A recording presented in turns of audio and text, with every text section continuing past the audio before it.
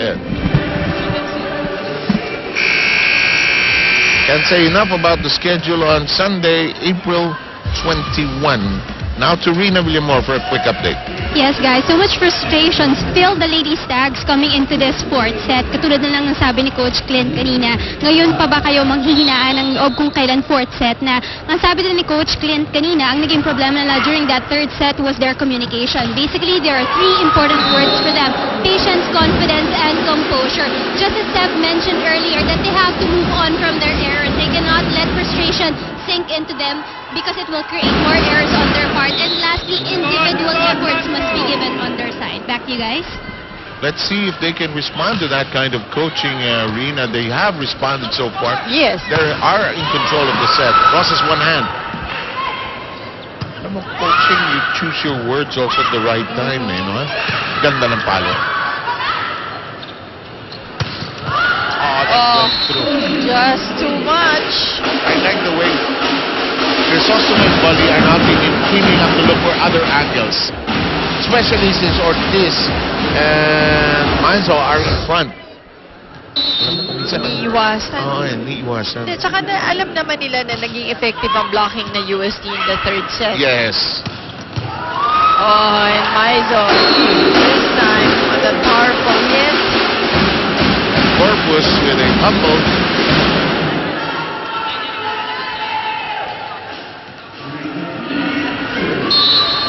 San Sebastian ahead 9-4, but 4 is serving against 9 here. Oh, again, yan yung corner na sinasabi ko na napakahirap. Kunan. Hindi siya makagalaw. Oh, and tama ka rin dun, ano? Iba eh. Makikita mo iba yung galaw niya, hindi fluid. You know naman how unkind this game is on your knees and on your thighs and your back. We all know that. Including the girl to my left. Yes, as Machiavelli would say, if it's not worth 5 pesos or more at home, don't pick it up if you're a former volleyball player. Kaya my children, nakita 5 piso. Akin na to, ah! Kasi hindi pupulutin na. But this has been, the joy of this game is flying, really. But the downside, when you're a little older, you'll... but it's fine. Once again, that corner, di ba, Seth? Exactly. Ngayon, ito na naman ang target ng UST.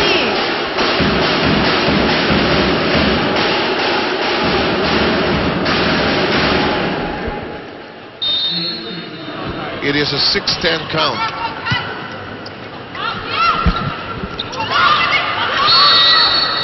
Nagkagulo. Magbilang. Minsan di mo nabibilang eh. Hindi, minsan sa bilis rin na action team na times na tumama din sa isang player, ganyan. Pero ang ako naman, ako'y coach, mas gusto ko na i-make sure nyo, no? Kahit na yaan mo na pumita yung I think we heard that from Clint Malaso when he delivered his sermon against Trish Crisostomo earlier and said, kunin mo na. Huwag ka na mag-alinlangan. As we mentioned, that Axel is our official outfit here in the Shakey's V-League. Diba tayo, pag athlete ka, sinasabi nga, when in doubt, kung ka na sa sure ball, diba? Kunin mo na kahit sa badminton, diba? Kung alam, nagdaano ka kung outside, indecisive, kunin mo na. Don't play sports if you're indecisive, really, actually. In the meantime, you're still crumbling there. Paste ahead, 12-7. You know, when I came to the game here today, I knew it was 5 sets. I no longer believe in Noel Zarate, Barry Pascawa being the reason why people go 5 sets. I blame the referee always. And they laugh about this. But, you know, when UST San Sebastian... So wala yung Duckers? Wala. Itong dalawang to, given na yun. Well, De Leon with another block. Pero single block. Kung may ibang nakaschedule na hindi mo inaasang 5 sets, ayun, yun ang curse. Si Noel Zarate nagkakalaan na nun. Hindi si Barry. Manina kinakain ni Barry. Tagal, hindi ako eh. Nakaka-4 na set na eh. Alam rin kasi ni Barry matagal to eh. In the meantime, off the blockers. 13-8. Barry Pasco, of course, acting as our board director here. And also, he is a sports writer, so the results, we are up to date. He remembers all games. Si Tunay, ha? Oh, he's really doing a marvelous job today. Gagawa ko 1-1 sila ni Ella ng Montenegro. Diba? One setter, tigisa silang setter.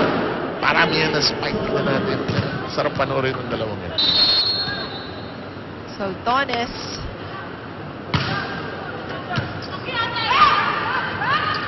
And good job. Rhea de Papulangan. Yun, medyo mahirap yun. Kailangan perfect yung timing kasi nakita mo yung pagka-set pa rin siya. Hindi siya power tip. Hindi the usual dump ball. So kailangan yan. Meron kang peripheral vision. Alam na alam mo kung saan mo ilalagay. Tsaka alam mo na walang blocker sa harap mo. Kundi lagot. Babalik yun. Green time.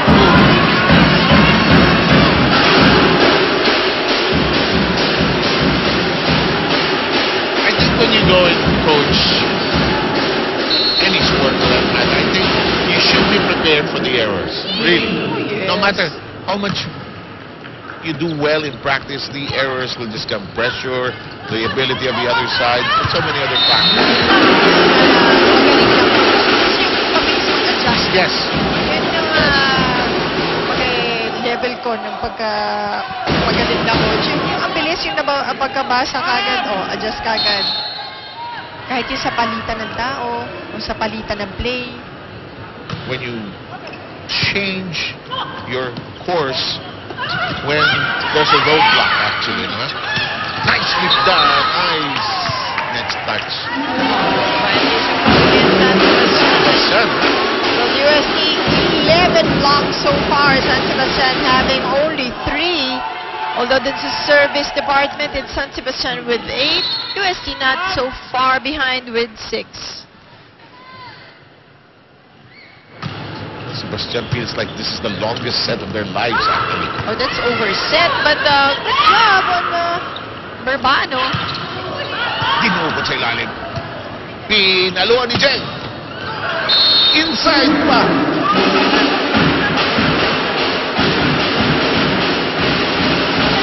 Alam mo, napakahirap na ginawa ni Burbano na save. Look at that save now. They have that point. Hindi na saveable yun, actually. No? Ang hirap na ginawa niyan yun, Nice drop. Ay, Samaizo. Off speed, getting the point.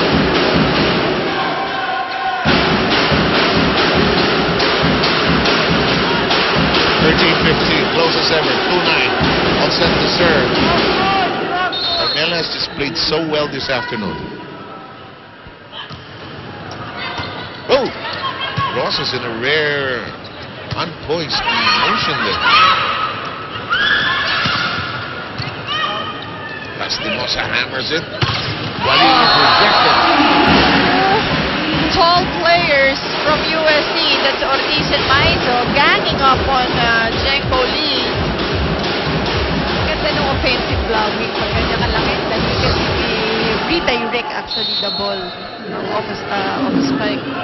Kasama itong dalawa, the firm. Pader. The wall. The wall! The wall! Jenko Lee once again trying to challenge the ball. And not making it again, and USC taking that point. It's so much effort on the part of the players not to trash talk, really. No, really, I tell you.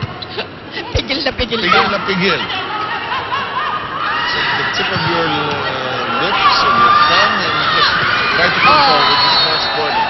Especially when it's Jen Bolie and she's supporting herself. San Sebastian grabs that point, and they'll breathe a sigh of relief, but not for long. Timeout taken.